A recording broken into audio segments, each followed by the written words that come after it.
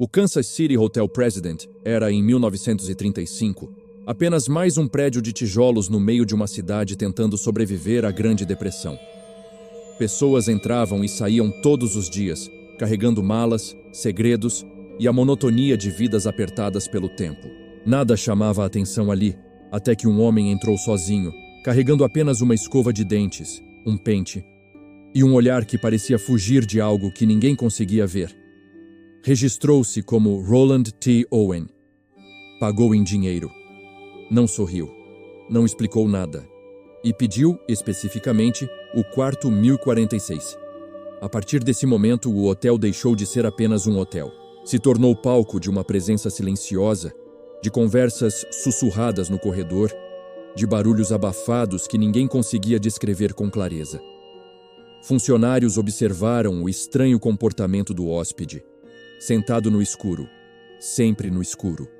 Telefone desconectado, a porta trancada por dentro. Vozes que respondiam a perguntas que ninguém fazia.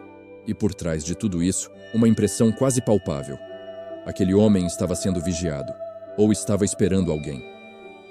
3 dias depois, o quarto 1046 foi encontrado diferente. A temperatura parecia mais baixa, o ar mais pesado. Havia sinais de luta, sangue nas paredes, e o homem que dizia se chamar Owen estava caído entre a cama e a parede, amarrado, ferido, mas ainda vivo. E mesmo naquele estado, repetia sempre a mesma frase: "Ninguém fez isso comigo." Ele morreria horas depois, sem revelar quem era, de onde vinha, ou por que havia escolhido aquele quarto. O caso foi dado como encerrado, mas a verdade é que ele nunca fechou. Cada detalhe daquele quarto aponta para um mistério maior, um enigma que atravessa décadas e permanece intacto, como se a habitação 1046 guardasse algo que o tempo nunca conseguiu apagar. Hoje nós abrimos essa porta novamente, e o que está lá dentro talvez nunca tenha saído de verdade. Este é o cofre azul, onde a verdade se esconde entre o silêncio e o espelho. O hóspede sem passado. Quando Roland T. Owen entrou no Hotel President, em Kansas City, não parecia diferente de nenhum outro viajante da época. Alto, magro, vestindo um terno simples e um chapéu barato, tinha a aparência de alguém cuja existência sempre passou despercebida. Mas havia algo em seus olhos, uma mistura de medo contido e resignação silenciosa, que fez a recepcionista hesitar por um segundo, antes de entregar a chave do quarto 1046. Ele não carregava malas, não carregava documentos, não carregava nada além de um pequeno pacote com itens de higiene. Para uma época em que até viajantes pobres levavam objetos pessoais, aquilo era estranho. No elevador, Roland permaneceu imóvel, encarando o chão como se temesse encontrar sua própria sombra no espelho de metal. Ao chegar ao 10º andar, caminhou até o quarto como se já soubesse exatamente onde era, como se tivesse estado ali antes, ou como se alguém tivesse instruído cada passo. As empregadas pediam sempre a mesma coisa: não acendam as luzes. Ele preferia a escuridão total. Quando a camareira entrou pela primeira vez, encontrou o homem sentado de costas, no canto do quarto, com a porta do banheiro entreaberta, deixando apenas um filete de luz iluminar a silhueta dele. O telefone estava desconectado. A janela completamente fechada. A partir daquele dia, o quarto 1046 deixou de ser um ambiente comum e passou a emitir sinais de algo oculto.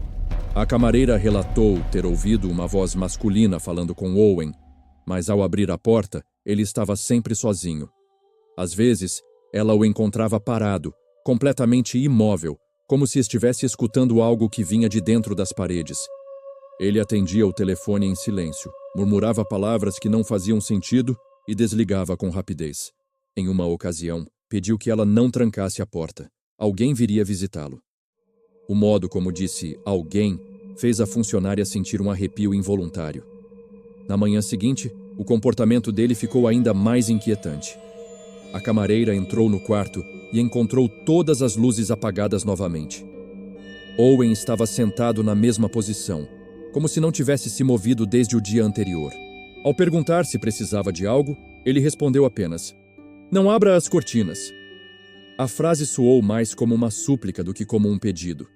Minutos depois, O telefone tocou. Ele ouviu em silêncio e então disse com voz baixa: "Não. Não quero jantar agora." No terceiro dia, um visitante foi visto batendo na porta. Era um homem de voz profunda. A camareira ouviu apenas 2 palavras através da madeira fina: "É você." Depois, silêncio. O visitante foi embora sem ser reconhecido. Ninguém conseguiu identificá-lo. Quando Owen finalmente foi visto novamente, algo no quarto havia mudado. Um peso invisível parecia ocupar cada centímetro do ar. Algo estava prestes a acontecer, e de alguma forma, todos os envolvidos pareciam sentir que aquele hóspede solitário carregava um segredo que não pertencia apenas a ele, mas a todos que ousavam entrar naquela escuridão. O quarto 1046 estava respirando, e ninguém sabia o que ele estava prestes a revelar. A voz vindo do escuro. Na tarde daquele mesmo dia, algo começou a mudar no ambiente ao redor do quarto 1046. Um tipo de tensão silenciosa, como se o hotel inteiro respirasse mais devagar. A camareira voltava para entregar toalhas quando ouviu do corredor um som abafado vindo do interior do quarto. Era uma voz masculina, firme, mas com um tom ameaçador. Owen respondia em murmúrios quase inaudíveis. Ela bateu na porta. Silêncio imediato. Alguns segundos depois, ouviu Owen dizer com frieza: "Não, não posso." Quando a porta finalmente se abriu, Owen apareceu com expressão rígida, os olhos ainda mais sombrios do que antes. Ele tomou as toalhas e fechou a porta sem agradecer. Mas, ao fazê-lo, a camareira teve a impressão de ver uma sombra se mexendo atrás dele. Uma silhueta. Outra pessoa. Um segundo homem no escuro. À noite, hóspedes reclamaram de sons estranhos vindos do 1046. Batidas surdas, objetos caindo, uma movimentação pesada como se alguém estivesse tropeçando ou sendo empurrado. Os corredores do Hotel President eram conhecidos por ecoarem qualquer ruído. Mas aqueles sons eram diferentes, compassados, contidos, como se alguém tentasse evitar que fossem ouvidos.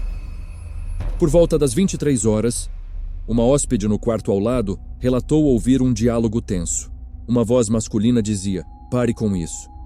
Outra respondia: "Eu não vou... Você sabe por quê." Depois, passos rápidos. Um baque. Um gemido. E então, silêncio absoluto. Um silêncio tão profundo que parecia ter engolido o ar do corredor. Minutos depois, a teleoperadora do hotel recebeu uma chamada estranha. Alguém do 1046 tirou o fone do gancho, mas não disse nada. Apenas respiração pesada. Quando a operadora tentou falar, ninguém respondeu. Apenas o som abafado de algo arrastando no chão. Como se alguém estivesse tentando alcançar o telefone, mas sem forças. Às 4 horas da manhã, outro alerta surgiu. O telefone do quarto estava novamente fora do gancho. Irritada, a operadora pediu que um funcionário fosse até lá para reconectar o aparelho. O mensageiro subiu, bateu na porta. Nenhuma resposta. Tentou girar a maçaneta. A porta estava trancada por dentro. Do outro lado, ouviu algo que o fez recuar um passo. Um gemido fraco. Quase um pedido de ajuda sufocado. "Está tudo bem aí dentro?" perguntou. Silêncio. Então, uma frase arrastada, como se arrancada de alguém à beira do desmaio. "Sim. Volte mais tarde." A voz não parecia de alguém bem, mas era o suficiente para afastar o funcionário. Às 7 horas, outro mensageiro tentou novamente. Bateu forte. Nada. Tentou abrir, ainda trancado. Decidiu usar uma chave mestra. Ao empurrar a porta, percebeu algo bloqueando a entrada. O quarto estava quase completamente escuro. Ele viu apenas um brilho metálico sobre o carpete e algo que parecia líquido escorrendo pela sombra. Ele recuou, engolindo seco. Chamaram o gerente. Quando a porta finalmente foi aberta por completo, a cena que surgiu não parecia pertencer ao mundo real.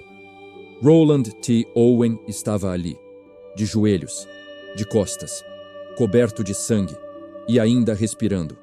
Mas o que mais aterrorizou todos os presentes não foi o estado do hóspede. Foi o fato de que todas as janelas estavam trancadas por dentro, a porta trancada por dentro. E não havia nenhuma arma, nenhum objeto, nenhuma pessoa no quarto além dele. Como então alguém havia feito aquilo?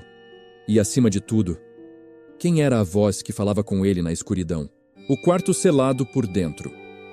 Quando o gerente entrou no quarto 1046, a luz fraca do corredor escorreu para dentro, como se invadisse um santuário proibido. O mensageiro, imóvel atrás dele, segurava a respiração. O ambiente estava impregnado de um silêncio pesado, quase material. E então, eles viram Roland T. Owen, ajoelhado próximo à cama, com o corpo arqueado para frente, como alguém que tinha tentado se levantar, e falhou no meio do caminho. A cena parecia circular em torno dele. O sangue não estava apenas no carpete. Subia pelas paredes em respingos, manchava toalhas, pingava lentamente do telefone caído. O ar cheirava a ferro e algo mais. Algo como um medo antigo. A penumbra fazia com que cada sombra no quarto parecesse viva, observando. O gerente se aproximou com cautela. "Senhor, o que aconteceu aqui?" Roland ergueu a cabeça devagar, como se fosse feita de pedra. Os olhos pareciam perdidos, focando um ponto que só ele enxergava. Com a voz quase extinta, respondeu: "Eu caí contra a banheira." Era impossível acreditar. Ele tinha perfurações múltiplas, cortes profundos no peito, hematomas extensos no rosto, costelas fraturadas. Nenhuma das lesões era compatível com uma queda. E ainda assim, ele insistia na mesma mentira frágil, como se proteger alguém fosse mais importante do que sobreviver. Quando o socorro chegou, a situação ficou ainda mais desconcertante. Os paramédicos confirmaram que a porta estava trancada por dentro. As janelas também. Não havia sinais de arrombamento. Não havia nenhum objeto cortante no quarto. Nenhuma arma. Nenhum intruso. Nada. Era como se o agressor tivesse evaporado no ar. Enquanto colocavam Roland em uma maca, um dos socorristas perguntou: "Quem fez isso com você?" Roland abriu os lábios inchados com esforço. "Foi ninguém." "Mas alguém estava aqui?" Ele piscou devagar, como se tivesse medo até da resposta que imaginava. "Sim, eles estavam aqui." "Quem?" Roland respirou fundo. "Ninguém." E então desmaiou. A polícia chegou minutos depois, mas a investigação começou com um enigma, não com uma pista. No quarto havia apenas o mínimo: sabonete barato, pasta de dentes, escova simples. Nada com o nome de Roland, nada que provasse sua identidade. Era como se ele tivesse planejado deixar o menor rastro possível.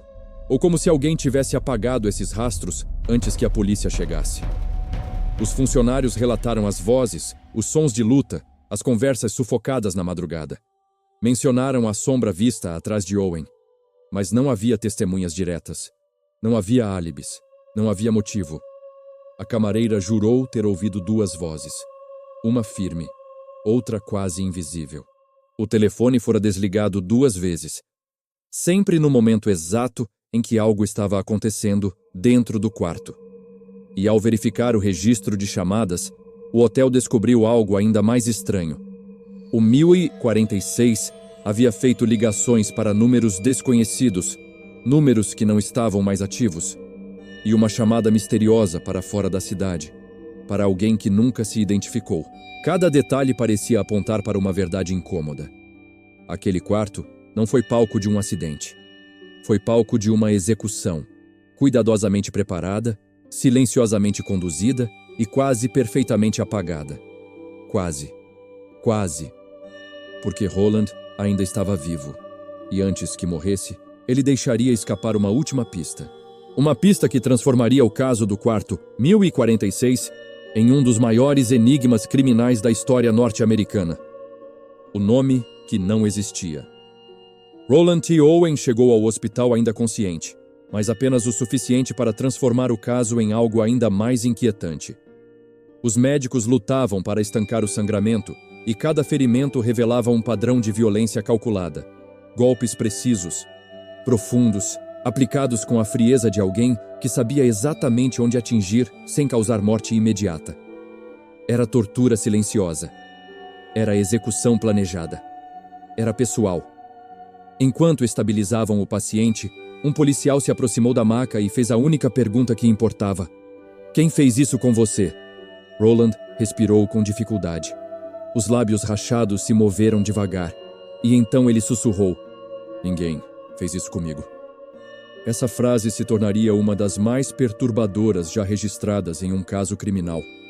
Era mentira, e ao mesmo tempo, era verdade. Porque o que quer que tivesse acontecido ali não era algo que coubesse nas respostas comuns. Minutos depois, Roland perdeu a consciência pela última vez. Enquanto lutava pela vida, a polícia voltou ao quarto 1046. Procuraram qualquer pista esquecida: fios de cabelo, objetos pessoais, um documento, um cartão, uma roupa que denunciasse origem. Não havia nada. O homem parecia ter sido criado dentro do próprio hotel, sem passado, sem endereço, sem identidade. E então veio a descoberta que virou o caso ao avesso. O nome Roland T. Owen não existia. Nenhum registro nos Estados Unidos. Nenhum documento. Nenhuma família. Nenhuma licença. Nada. Era um nome inventado. A polícia divulgou fotos do homem em jornais de Kansas City e estados vizinhos. As manchetes eram tão surreais que pareciam ficção barata. Homem misterioso encontrado quase morto em hotel. Identidade desconhecida. Milhares de pessoas viram, nenhuma o reconheceu. Mas então, uma ligação anônima foi feita para o jornal local. Uma voz feminina. Fraca, trêmula e, ao mesmo tempo, certeira. "Vocês não sabem quem ele é, mas ele não estava sozinho." Antes que o repórter pudesse perguntar mais, a ligação caiu. O número não tinha retorno. Era como se a mulher tivesse telefonado de dentro do próprio silêncio do caso. Dias depois, a polícia conseguiu uma pista inesperada. Um funcionário de outro hotel em Kansas City afirmou que, meses antes, um homem semelhantíssimo havia se hospedado lá, usando outro nome falso. E o mais estranho, também acompanhado por um homem muito alto, de expressão rígida, que raramente falava. Ninguém sabia se eram amigos, inimigos, cúmplices ou algo pior. A camareira do 1046 insistiu durante seu depoimento. Eu ouvi uma voz dizendo: não faça isso." E não era a voz de Owen, era de alguém mais velho. À medida que as peças surgiam, o quebra-cabeça ficava ainda mais desconexo. Quanto mais detalhes apareciam, menos sentido tudo fazia. E então, no hospital, às 23 horas de 5 de janeiro de 1935, Roland, ou qualquer que fosse seu nome, finalmente morreu. A certidão de óbito registrou algo impossível para um caso tão violento. Morte causada por laceração do pulmão e hemorragia interna. Causa: ferimentos produzidos por outra pessoa. Outra pessoa. Mas quem? A polícia não tinha suspeitos. Não tinha arma. Não tinha testemunhas. E, acima de tudo, não tinha a identidade da vítima. Era como se o 1046 tivesse sido um palco montado para encenar a morte de alguém que o mundo não deveria reconhecer. E, no entanto, uma última reviravolta ainda estava por vir. Tão estranha, tão inesperada, que faria o caso emergir anos depois como um dos maiores mistérios criminais da história americana. Um mistério que começou com uma morte e continuaria com um enterro que ninguém deveria ter comparecido. O funeral que não deveria existir. O corpo de Roland T. Owen foi levado ao necrotério como se pertencera a um desconhecido qualquer, porque oficialmente era isso que ele era. Sem identidade, sem familiares, sem origem. Um enigma vestido de pele. Os jornais voltaram a publicar sua foto, mas ninguém apareceu para reclamar o morto. Meses se passaram. O caso esfriou nas delegacias, virou rumor nas cafeterias e sombra nos corredores do Hotel President. E então, quase um ano depois, algo aconteceu. O necrotério recebeu um telefonema. Uma voz masculina, grave e segura. Fria demais para ser casual. "Quero pagar pelo funeral de Roland T. Owen", o atendente estranhou. "É parente? Conhecido?" A resposta foi um silêncio longo. E depois: "Ele merecia um enterro decente." Nada mais. Sem nome, sem justificativa. Sem motivo para demonstrar qualquer tipo de carinho por um morto sem identidade. Dias depois, um envelope chegou pelo correio com dinheiro suficiente para cobrir caixão, flores e cerimônia. Dentro, um bilhete datilografado. Diga que ele teve uma mãe que o amou e que agora está em paz. As autoridades tentaram rastrear o envelope. Nada. A origem havia sido apagada. Quando o caixão foi fechado, alguém enviou ainda mais dinheiro. Dessa vez, para comprar um buquê de rosas vermelhas. O cartão vinha assinado apenas com 2 letras: LM. No dia do funeral, algo ainda mais perturbador aconteceu. Uma mulher vestida de preto apareceu, véu cobrindo o rosto. Movimentos calculados, silenciosos. Ela não falou com ninguém. Não chorou, não tocou o caixão. Apenas observou o imóvel, como se estivesse confirmando que aquele corpo, aquele homem sem nome, finalmente havia sido enterrado. Ao final da cerimônia, a mulher se aproximou da sepultura, tocou a terra recém-cobrida e sussurrou algo que ninguém conseguiu ouvir. Quando as pessoas se aproximaram para perguntar quem ela era, ela desapareceu entre as lápides como um vulto. No dia seguinte, o coveiro relatou algo ainda pior. Alguém visitou o túmulo durante a madrugada. Deixou 3 flores frescas e acendeu um cigarro, cujo filtro foi encontrado ainda quente. A polícia tentou investigar, mas tudo estava limpo. Nenhum rastro, nenhuma evidência. E então veio a reviravolta final. 2 anos depois, uma mãe ligou para o Omaha World Herald. Ela viu a foto do homem nas antigas matérias do caso e congelou. Jurava que ele era seu filho desaparecido, Artemus Ogletree, jovem de 17 anos que havia sumido durante uma viagem. Mas havia um problema. Artemus desaparecera em 1934, e sua última carta enviada para casa era impossível. Porque a caligrafia não era dele, e a assinatura parecia treinada, artificial. E pior, meses após sua morte no 1046, a família ainda recebeu telefonemas de um homem desconhecido, dizendo que Artemus estava vivo, viajando, seguro. Um homem com voz firme, fria, quase profissional. A mesma voz que pagou o funeral. A mesma voz que tentou manter vivo, no papel, alguém que já estava morto. A essa altura, a polícia passou a acreditar em algo ainda mais sinistro. Artemus não estava apenas sendo seguido.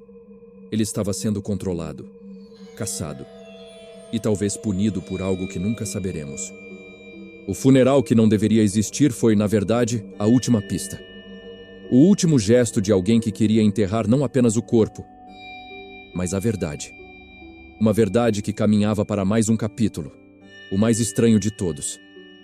O nome verdadeiro e o mundo subterrâneo. O caso parecia encerrado, o corpo enterrado, a lenda adormecida. Mas como tudo que nasce do silêncio, o mistério do quarto 1046 encontrou um jeito de retornar. E retornou pelas mãos da própria polícia, quando um investigador decidiu revisitar o que havia sido ignorado na época. A primeira pergunta era simples. Quem era, afinal, Roland T. Owen? A resposta, porém, puxava fios que levavam a lugares onde ninguém queria entrar. A caligrafia das cartas enviadas para a família Ogletree, datadas depois da morte, foi examinada com novas técnicas. Não apenas era diferente da letra de Artemus, era profissional.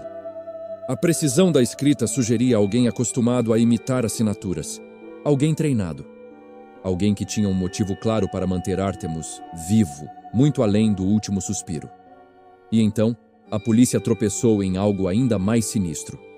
Registros de hotéis em Kansas City e outras cidades nos meses anteriores mostravam um padrão. Hospedagens de poucos dias, sempre com nomes diferentes, mas a mesma descrição física. Alguém que fugia, ou alguém que era mantido em movimento. O nome Don, mencionado por Owen no quarto, começou a ganhar força nas investigações. Testemunhas o descreviam como um homem mais velho, sempre perto, sempre observando. Parecia não ser amigo nem parente. Era uma sombra, silenciosa, controladora, com a autoridade de quem não precisava erguer a voz para dominar um ambiente inteiro. Foi então que surgiu um boato que a polícia preferiu esconder. Kansas City era, naquela época, um dos centros mais ativos do crime organizado no meio oeste dos Estados Unidos. E naquele submundo, Don não era um nome. Era um título, uma hierarquia, um aviso. Artemus pode ter sido sequestrado, ou recrutado, ou punido por algo que nunca saberemos. Mas o quarto 1046 não parecia mais apenas uma cena de crime. Parecia um cativeiro. Um lugar onde alguém controlava cada movimento de Artemus.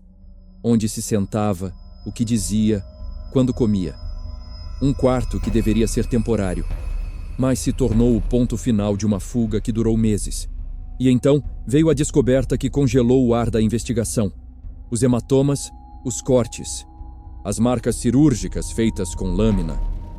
Tudo lembrava métodos usados por grupos que praticavam extorsão e correção disciplinar dentro do crime organizado da época. O quarto virou tribunal, e Artemus, um réu sem defesa. A cada página revisada, a polícia percebia algo que não quis admitir décadas atrás. Roland T. Owen não foi vítima de uma briga. Foi vítima de um sistema, uma rede. Uma mão invisível que acompanhou seus últimos meses como uma sombra que não pisca. Mas o detalhe mais perturbador surgiu no fim da análise. Na noite do assassinato, 6 hóspedes do hotel relataram ouvir uma frase curta, repetida como mantra. Não faça isso. Não faça isso. Uma voz jovem, depois silêncio e passos. Passos lentos, confiantes, como se quem estivesse ali soubesse que ninguém ousaria abrir a porta. 1046. O nome verdadeiro, Artemus Ogletree, devolveu humanidade ao morto, mas revelou um inferno que muitos preferiram ignorar. E agora, com as últimas peças encaixando, restava apenas um capítulo. O capítulo onde o impossível, finalmente, encontra sua forma. A porta que nunca foi aberta. Quando as investigações modernas revisitaram o caso, algo aparentemente banal ganhou força. A porta do quarto 1046 nunca foi arrombada. Ela estava trancada por dentro. Isso significava que, quando os funcionários ouviram gemidos e perguntaram se precisavam de ajuda, alguém respondeu. E não era Artemus. A voz dizia, está tudo bem. Curta, neutra, controlada. Uma frase construída para afastar testemunhas, não para pedir socorro. Esse detalhe mudou completamente a leitura do crime. Não era apenas um assassinato. Era uma execução com método. Uma coreografia de silêncio. Testemunhas afirmaram que a porta foi constantemente manipulada ao longo da noite. A campainha tocou várias vezes. Sussurros atravessaram o corredor. Alguém caminhava para dentro e para fora do quarto sem deixar rastros. E quando o funcionário finalmente abriu a porta, através de uma chave reserva, encontrou Artemus agonizando, totalmente sozinho. Mas isso nunca foi verdade. Na análise moderna, ficou claro que o assassino saiu minutos antes da entrada do funcionário. Ele sabia exatamente o tempo entre a batida, a resposta, o retorno e a abertura definitiva da porta. Era alguém familiarizado com o hotel, com sua rotina, com o medo das pessoas de se envolverem em algo que não era da sua conta. E esse alguém deixou o quarto minutos antes de Artemus morrer, mas horas antes de ser encontrado. Há quem diga que o assassino ainda estava no corredor quando o funcionário entrou, que observou tudo da sombra, que esperou a porta fechar para descer as escadas como um hóspede qualquer, sem levantar suspeitas. Mas havia outro detalhe ainda mais perturbador: a posição do corpo. Artemus estava ajoelhado, apoiado nos cotovelos, como se tivesse tentado rastejar até a porta, não para fugir, mas para impedir alguém de voltar. Como se aquela porta fosse sua última tentativa de impedir um retorno anunciado. E então, um último fragmento surgiu. A frase que o funcionário ouviu quando perguntou o que havia acontecido. Eu caí contra a banheira. Artemus disse isso enquanto estava coberto de sangue, com perfurações profundas e marcas de luta. Não fazia sentido. Não era uma frase espontânea. Parecia ensaiada. Como se tivesse sido instruído a repeti-la sob ameaça. Como se sua última lealdade fosse ao próprio carrasco. E essa frase, repetida em relatórios por décadas, talvez tenha sido a única pista deixada por Artemus. Um aviso codificado, dito através do medo. Ele não podia contar a verdade, porque a verdade ainda estava lá, observando. O nome que o crime organizado tentou enterrar. Tudo mudou quando uma mulher misteriosa visitou a funerária semanas depois. Chegou sozinha, vestida de preto, não revelou o nome, pediu para ver o corpo de Artemus, que até então era apenas o homem do quarto, 1046. Observou em silêncio, tocou sua testa, encomendou flores no formato de um coração e deixou um bilhete simples. Amor eterno. Depois, desapareceu. Ninguém a viu entrar ou sair da cidade. Esse momento parecia apenas um detalhe sentimental, até que arquivos antigos revelaram o que muitos investigadores evitavam dizer. Artemus estava envolvido com uma mulher antes de desaparecer. Uma mulher cujo nome real nunca foi registrado. Uma mulher ligada a alguém influente demais, violento demais, perigoso demais. E esse alguém tinha um apelido. Don, não um nome, um título. Uma função dentro da hierarquia criminal da época. Relatórios não oficiais falam de Artemus como um jovem que tentara fugir, não apenas da mulher, mas do homem que a possuía. E esse homem enviou outros para buscá-lo. Artemus cruzou estados, trocou nomes, dormiu em quartos baratos, sempre aguardando o momento em que seria encontrado. Kansas City, na época, era uma incubadora de violência organizada. Gangues, contrabandistas, agiotas, redes inteiras de controle subterrâneo. E muitos desses grupos usavam hotéis como pontos de vigilância, punição e interrogatório. O Hotel President, onde ocorreu o crime, já havia sido visitado por várias figuras do submundo. Quando Artemus se hospedou no quarto 1046, não estava se escondendo, estava sendo mantido. As luzes apagadas, a ração mínima de comida, a ausência de bagagem, as portas que abriam sem aviso, nada era coincidência. O quarto 1046 era praticamente uma cela, e Artemus era um prisioneiro de alguém que não precisava usar algemas para controlar. Apenas silêncio. O crime não foi impulsivo. Foi deliberado. Foi final.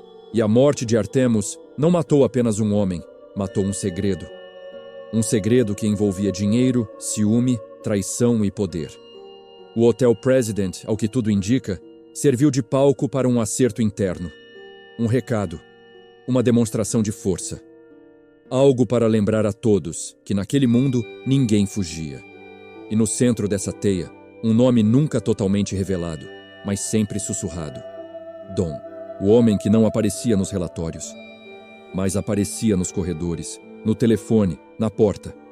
E talvez, no último olhar de Artemus, o homem que o silêncio matou. O caso do quarto 1046 nunca foi apenas sobre um assassinato.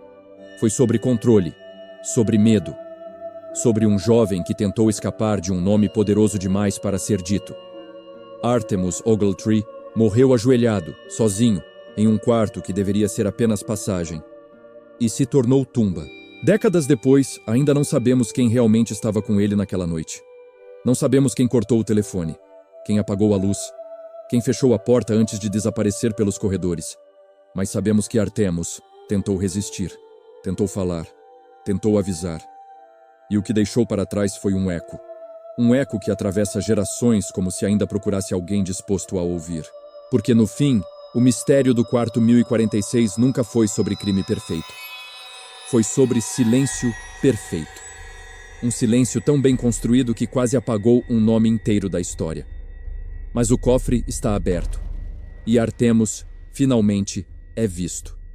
Este é o cofre azul, onde a verdade se esconde entre o silêncio e o espelho.